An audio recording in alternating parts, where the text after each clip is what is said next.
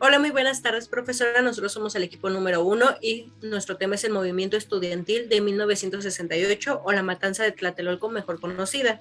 Nuestro equipo está integrado por Salinas Olivera, Jessica Noemí, su servidora Reséndiz Posadas Alejandra, Hernández Rodríguez, Leslie Andrea y Aguirre Emiliano. El primer tema o los primeros temas que abordaremos serán algunos de los antecedentes que fueron impulsores para el movimiento de 1968. El primero fue el movimiento estudiantil de México, que fue en 1964 y 1965.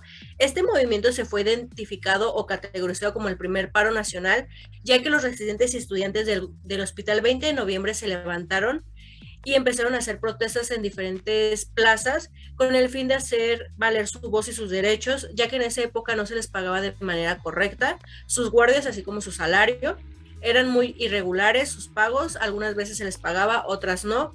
Los representantes de los hospitales no les hacían caso omiso a todas sus peticiones, ya que al ser residentes y estudiantes no se les daba el valor suficiente, aunque en realidad eran las personas que daban servicio médico a las personas que lo necesitaban. El presidente o los gobernadores de esa época hacían caso omiso de toda petición. Es por ello que esos estudiantes se levantaron y decidieron protestar, aunque en realidad no se les hizo mucho caso, ya que el presidente de esa época, o el que acababa de entrar en su sexenio, era Díaz Ordaz. Al ver que tanta presión recibía de diferentes estudiantes, decidió hacer caso omiso, mandar a alguno de sus representantes le dieran su pliego petitorio y decirles que iban a hacer todo lo posible por darle solución, aunque en realidad no se hizo nada. Estos estudiantes siguieron viviendo irregularidades y diferentes violaciones a sus derechos. Decidieron no dar consultas, pero esto al gobierno no le interesó. Mandó llamar a más médicos titulados, como él los hacía llamar, para que siguieran dando consultas. Y todas esas personas que se manifestaron los ignoraron y algunos les quitaron el trabajo. El siguiente movimiento, o uno de los grandes impulsores que dio el de 1968, fue el movimiento de Morelia, de los estudiantes también de la universidad. Este fue el 2 de octubre de 1966. Este movimiento se identifica mucho ya que empezó con algo muy básico, que era pedirle al gobierno de Morelia que disminuyera la tarifa del transporte público, porque en esa época lo aumentaron demasiado y lo cual no le daba la oportunidad a todos los estudiantes seguir transbordándose de su casa a la escuela o de la escuela a su trabajo para seguir sosteniendo sus estudios y diferentes gastos de su hogar. El presidente Díaz Ordaz, este movimiento no le hizo mucho caso, ya que como era en otro estado y no le afectaba directamente, mandó a un representante del ejército mexicano, el cual simplemente le solicitaba que silenciaran todas las bocinas, ya que ellos se habían manifestado en la plaza. El presidente de este movimiento, o uno de los estudiantes principales, siempre traía un micrófono en la mano y daba a conocer todas las irregularidades que se vivían, cómo los estudiantes estaban teniendo una represión constante y muy fuerte por parte del gobierno, no dejaban que se expresaran de manera correcta o con una manera libre. Bueno, en esa época estaba el comandante o representante del ejército, el cual se llevó al líder de este movimiento, lo encarcelaron. Los estudiantes que lo seguían o lo apoyaban decidieron ir por él a la cárcel, pero al llegar vieron que ya había sido asesinado. Lo trataron o lo justificaron con que la persona era muy violenta, agredió al ejército y por lo cual tuvieron que tirar fuego y asesinarlo. O sea que fue un blanco fácil y fue muy sencillo, como coloquialmente lo deberíamos tapar con el dedo un agujero que apenas estaba iniciando, ya que en 1968 inició el gran movimiento, la gran matanza que se vivió en nuestra ciudad. El presidente Díaz Ordaz categorizaba a este grupo de estudiantes como un grupo conflictivo, el cual quería afectar la reputación de nuestro país, ya que desde el inicio de su sexenio se vieron diferentes movimientos, pero en específico el de 1968 fue un caos total, ya que nuestro país estaban viviendo diferentes acontecimientos. Uno de los más relevantes o importantes para el presidente fueron los Juegos Olímpicos, el cual tenía una gran relevancia ya que nuestro país fue elegido para ser la sede o la recepción de diferentes naciones. Entonces, al ver que un grupo de estudiantes se manifestaban en la Plaza de las Tres Culturas, para él fue un caos total, ya que no podía establecer un control. Iba a ser criticado por demasiados países, pero en realidad lo criticaron más por asesinar a miles de estudiantes que solamente buscaban valer sus derechos, tener mejores calidades en las universidades, tener libre expresión, pero al gobierno mexicano no le interesó todas estas peticiones que eran de manera tranquila y libre, y decidió afectar uno de sus derechos principales, que es la libre expresión o la manifestación de manera pacífica, que es lo que ellos hacían, y decidió mandar al ejército mexicano y acabar con ellos de manera brutal y muy sangrienta. Por esta razón podemos decir si la matanza de 1968 en verdad fue una muerte justificada o fue un asesinato cruel y brutal.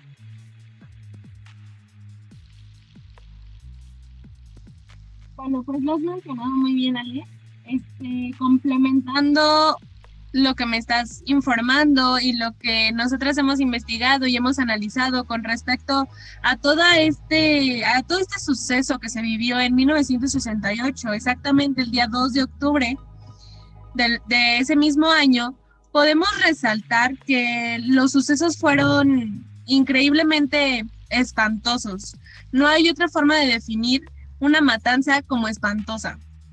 Aquí podemos observar que si bien la matanza de Tlatelolco se vivió el 2 de octubre, que como todos sabemos, 2 de octubre no se olvida. Lo que se pedía por parte de estos estudiantes, que se habían puesto de acuerdo semanas antes para poder alzar la voz en contra de todo lo que se les estaba perjudicando dentro de sus planteles, era simplemente pedir lo que por derecho les correspondía. Sin embargo, como bien sabemos, ellos se alzaron, tomaron los planteles en los cuales estaban inscritos, tanto escuelas públicas como privadas, se sumaron a esta causa para que obtuvieran los beneficios que tendrían que haber obtenido desde un principio, porque eran su derecho, no eran porque ellos quisieran, eran el derecho que tenían y los respaldaba la ley.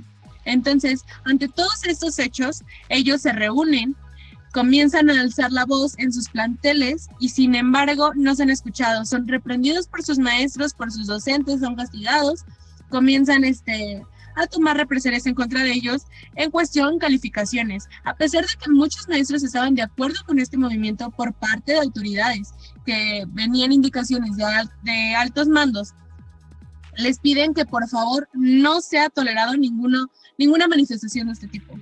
Sin embargo, entre todas estas escuelas, como lo he mencionado, tanto públicas como privadas, se ponen de acuerdo para comenzar a hacer una marcha pacífica para exigir sus derechos o para que alguien del gobierno les pueda dar una solución o una posible solución. Aquí en este tema comenzamos a ver que se ponen de acuerdo, llega el día 2 de octubre de 1968 y se reúnen en la Plaza de las Tres Culturas. Estando aquí, se empiezan a dispersar todos estos alumnos, incluidos docentes y algunos médicos que estaban a favor de este movimiento y diversos civiles que vivían cerca y diversos civiles que les atraía este movimiento, que querían ser partícipes, se comienzan a incluir dentro de este movimiento, dentro de esta marcha, esta forma de manifestarse y comienzan a ver qué otras inconformidades se encontraban o qué otras inconformidades tenían dentro de las que ya estaban estipuladas en un escrito que nunca fue contestado por las autoridades y que nadie los volteaba a ver.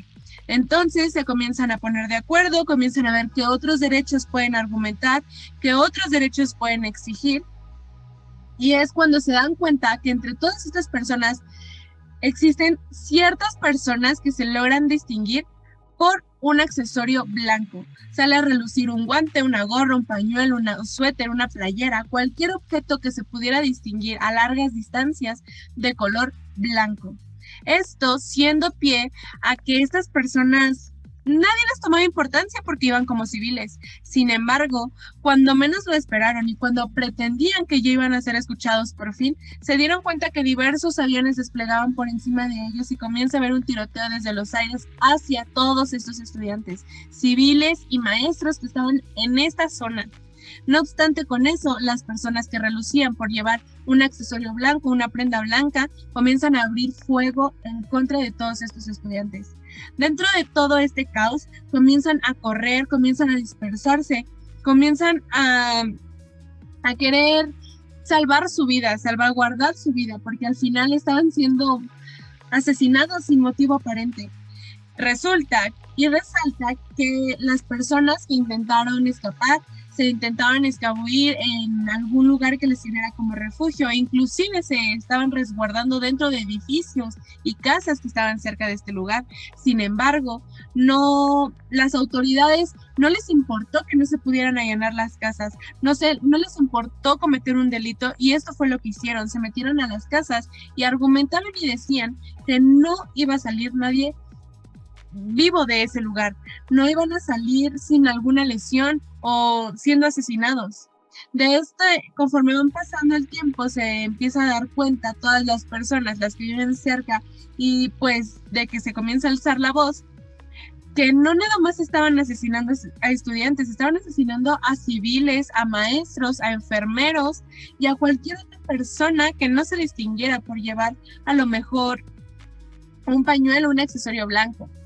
Dentro de este tema nos damos cuenta que la sociología forma parte sumamente importante, porque nos podemos encontrar una clasificación, ciertas características de estudio para que podamos tener un análisis más profundo y más a trasfondo, como es lo de la matanza del 68. No podemos nada más guiarnos con lo que escuchamos o con lo que vemos en la televisión.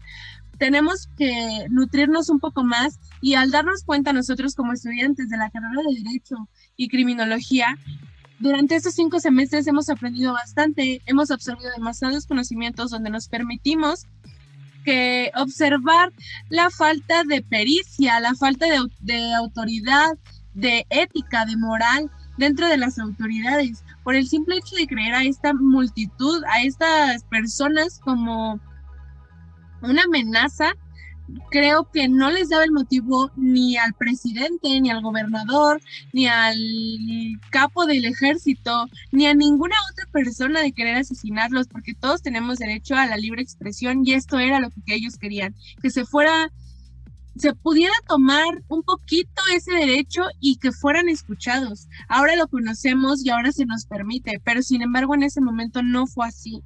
Hubieron más de 3,000 muertes, aunque el gobierno nada más mencionaba 300, 200, iban subiendo cantidades de poquito en poquito. Se estimaban alrededor de 1,300 muertes en total, cuando en realidad no había 1,000 estudiantes ahí, había muchísimos más.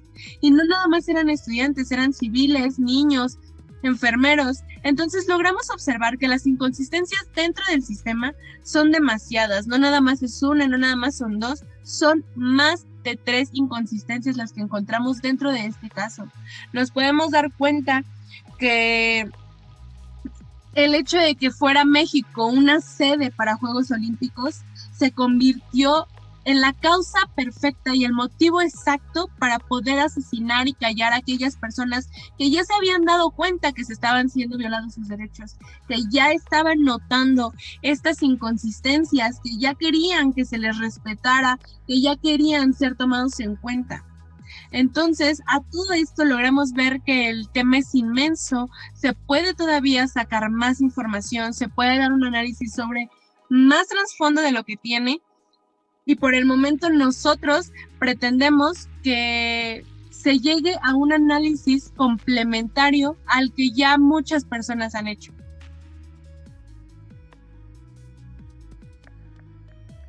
Como bien lo dijiste, este movimiento fue un gran cambio para nuestro país.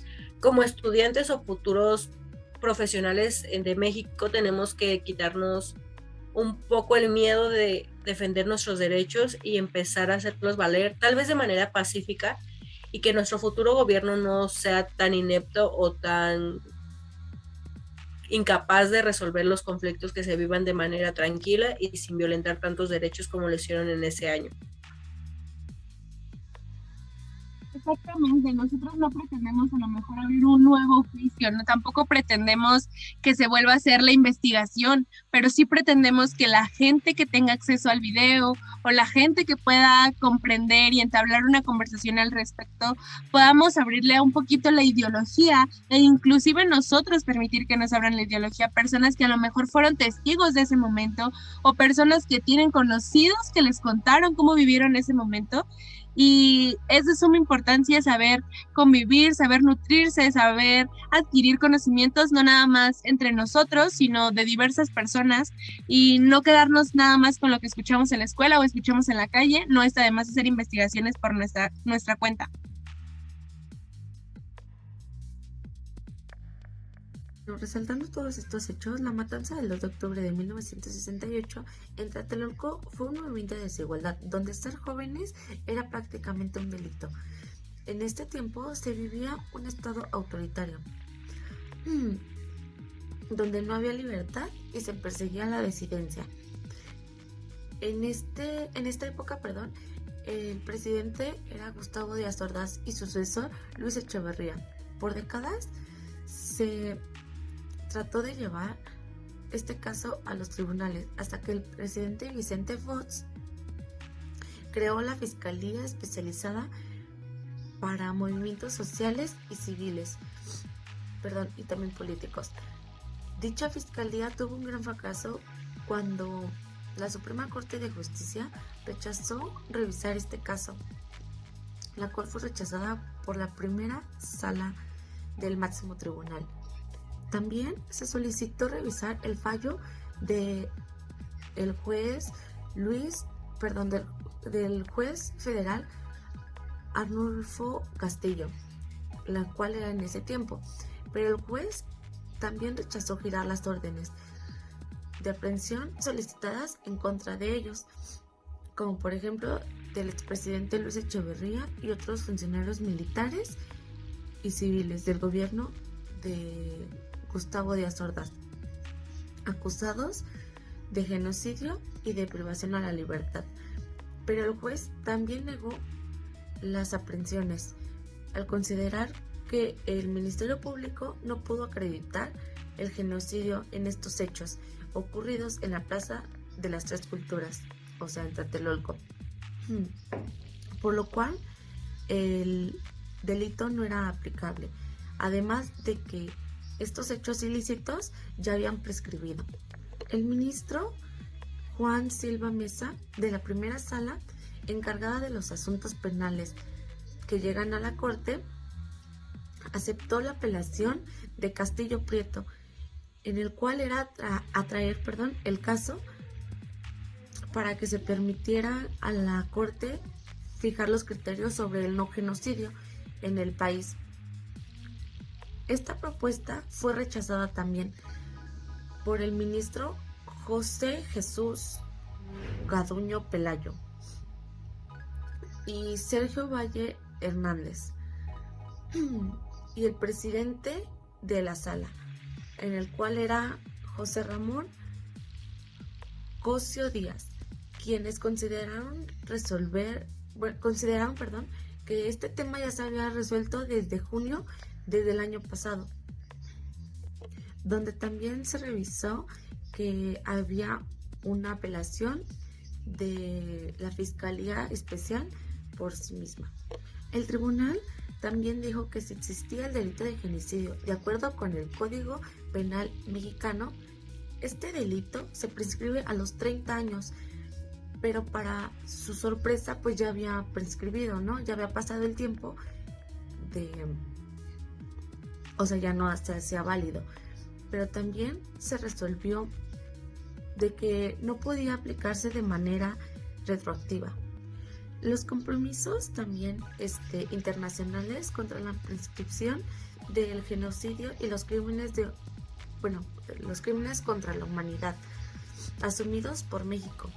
Silvia Mesa, quien fue el único ministro en apoyar la aplicación en estos tratados por la masacre.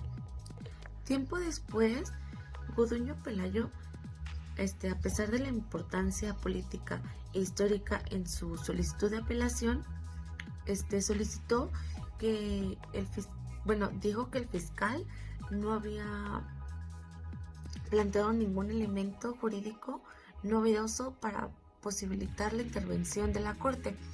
Esta decisión fue del máximo tribunal, o sea que significa que el caso no se iba a resolver de manera definitiva e intacable, El magistrado federal José Ángel Mata Oliva, decidió que fue lo correcto judicialmente porque hubo un fallo del juez llamado Castillo.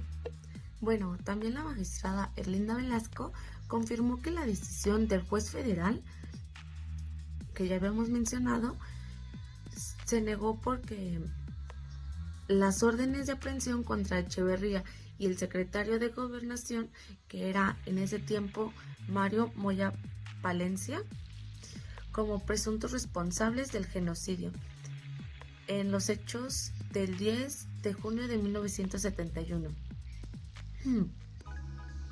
Estos fueron responsables de toda esta matanza.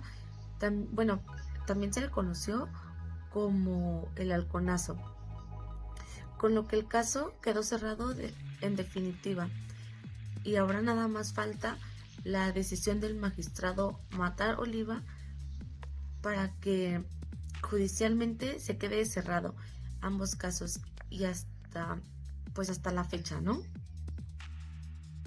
Mi nombre es Emiliano Aguirre y a continuación explicaré detalladamente la legislación, la actividad judicial, penal y el panorama jurídico legal del caso del 2 de octubre de 1968.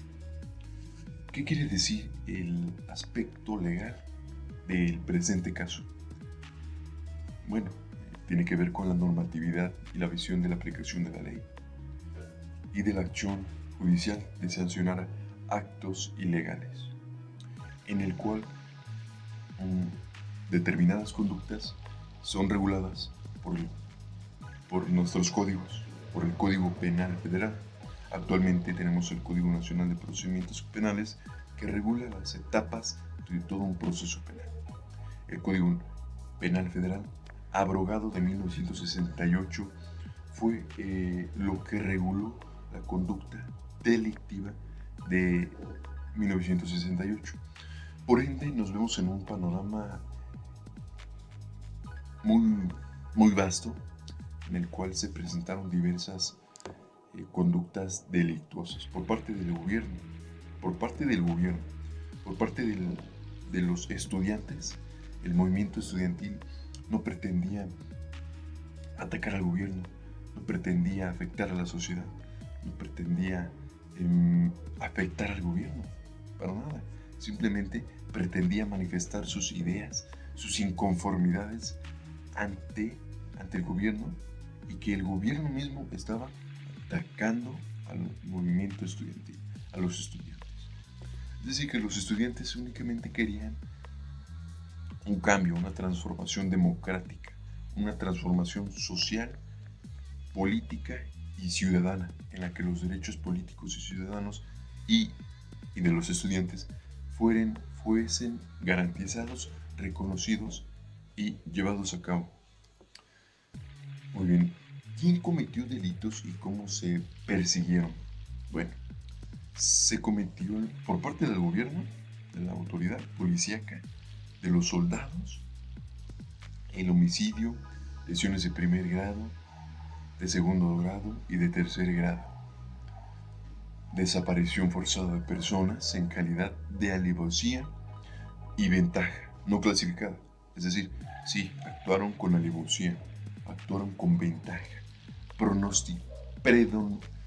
es decir, que la autoridad policíaca planeó un ataque con suficiente ventaja ante el movimiento estudiantil. Otros delitos que participaron en el hecho, en el Código Federal Penal de 1968, que actualmente está abrogado, pero que sirve de objeto de estudio y materia de análisis. Para este caso, participó el delito del genocidio en el artículo 149, las asociaciones delictuosas en el artículo 164, en los delitos cometidos por servidores públicos En el artículo 212, el ejercicio indebido de servicio público. En el artículo 214, el abuso de autoridad. 212, desaparición forzada de personas. Artículo 212, apartado A. Delitos de lesiones. Artículo 288, delito de homicidio. 302. Y por ende, toda esta clasificación de delitos fueron los que se presentaron en el caso del 2 de octubre de 1968. Las inconsistencias legales en el proceso legal a responsables, es decir, ¿por qué se presentaron esas inconsistencias? Una inconsistencia es un acto que impide el acceso a la justicia. Una inconsistencia es un acto que retrocede, que impide el desarrollo de un proceso, que impide la efectividad de un proceso legal. En esto participó la corrupción de actividades diversas de la división de poderes, ejecutivo, judicial y legislativo. Sí, efectivamente, la corrupción participó en la actividad legislativa. ¿Por qué? Porque si la actividad legislativa tiene como carácter de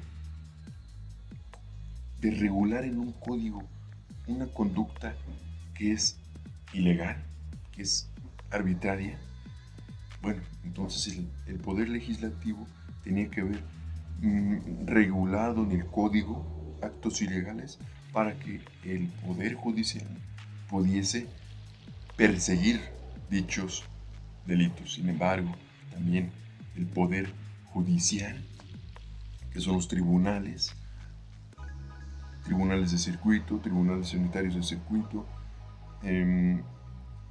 los tribunales de la Ciudad de México y otros distritos y otros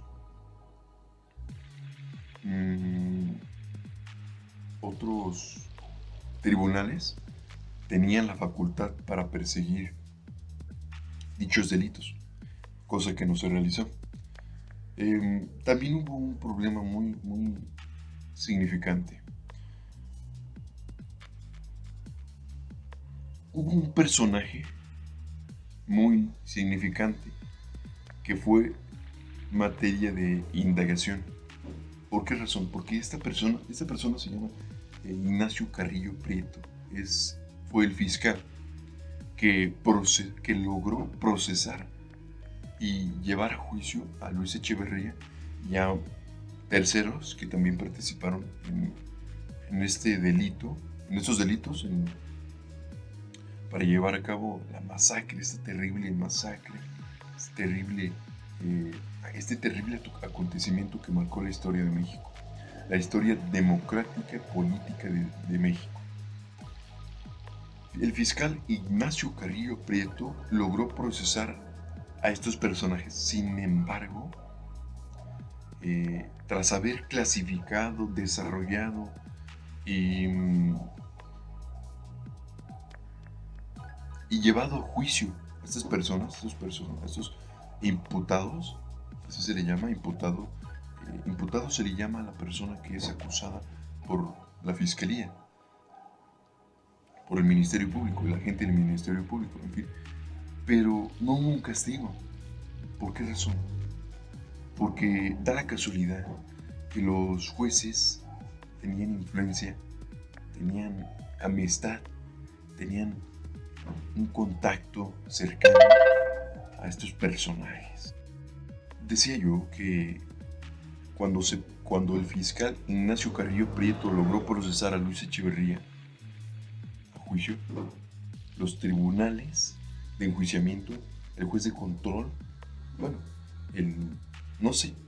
no llegó a un tribunal de enjuiciamiento porque no se desarrolló plenamente ese juicio, sino solamente se llegó a la audiencia de control, no se logró clasificar los delitos, no se logró acreditar la culpabilidad, pero porque los tribunales tenían amistad y contacto con los personajes imputados. Entonces eso impidió que el acceso a la justicia se presentara, generando impunidad.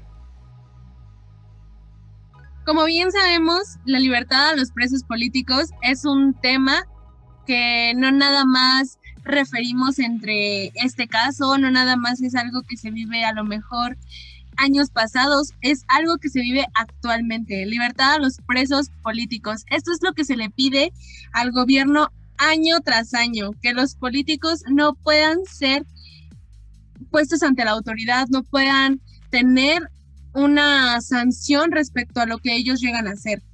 Y como bien, en este caso está claro que Díaz Ordaz necesitaba estar dentro de la prisión porque no se puede permitir a una persona que por el simple hecho de considerar a ciertas personas como un grupo que puede amedrentar en contra de lo que él llega a considerar una amenaza, quiere decir que va a poder matar a cualquier persona. Tampoco se trata de que este presidente, bueno, expresidente actualmente, haya hecho estos actos y haya salido libre sin sufrir las consecuencias de sus actos, porque si bien lo que un presidente principalmente da es un ejemplo de qué se hace y qué no se hace, y cuando éste comete algún delito y nota las personas, nota la ciudadanía que no esté teniendo ninguna consecuencia, para ellos entonces sería justo realizar la misma acción y tampoco sufrir las mismas consecuencias, porque simplemente si el presidente, que es el presidente, una máxima autoridad, está cometiendo un delito, ¿quién dice o quién le mete la ideología a los ciudadanos que no se puede realizar este acto? Entonces, nos damos cuenta que son inconsistencias gigantes.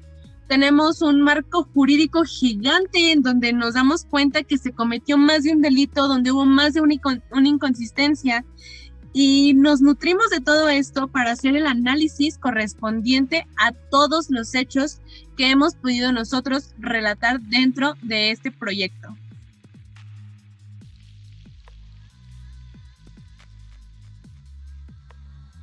Una de las grandes frases icónicas que puede marcar este movimiento es lo que decían los estudiantes: somos estudiantes, no disparen, somos estudiantes. A pesar de que le suplicaban a las autoridades de esa época que no les dispararan y que no eran personas agresivas, que no iban con el fin de perjudicar a un país o un sexenio, ellos fueron ignorados. El gobierno hizo caso omiso de todas sus peticiones, llevando a un día sangriento que la mayoría de las personas recuerda por ese hecho, que hubo demasiada sangre derramada de personas inocentes, que personas que tenían un futuro, que tenían metas, que tenían diferentes perspectivas de la vida y que no pudieron ir más allá de un día que solamente pedían que se les respetaran sus derechos y que les dieran un poco más de libertad de expresión, que les dejaran abrir su mente, que el gobierno no fuera tan cerrado y tan represivo con ellos, para que ellos pudieran salir y tal vez darnos un mejor país.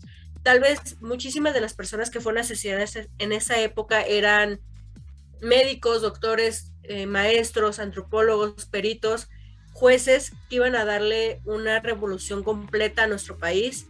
Íbamos a tener una mejor calidad, que no sabemos en realidad si eso iba a pasar, pero acabamos con el sueño de muchas personas por la ignorancia que vivimos en nuestro país, que actualmente podemos decir que tenemos gobiernos mejores, pero seguimos viviendo en la ignorancia por ellos, y esperemos que todos estos nuevos estudiantes o todas estas nuevas líneas podamos ser el cambio del país que necesita y dejar de ver todo conforme a reglas o lo que marca. Muchas veces debemos de ser un poquito más empáticos con otros. Conclusión sobre la ilegalidad del asunto. ¿Cómo se pudo haber ejercido acción penal en contra de los responsables? No cabe duda que la herramienta jurídica fue abatida y abadida por distintos poderes de nuestra nación, tanto el judicial, ejecutivo y legislativo. ¿Por qué razón? Por tener un régimen autoritario, coludido e involucrado con la corrupción, la omisión a la responsabilidad jurídica de los servidores públicos y permitiendo así la impunidad en un México contemporáneo y civilizado, donde supuestamente la justicia es atendida por tribunales encargados de expedir justicia pronta y expedita a los ciudadanos.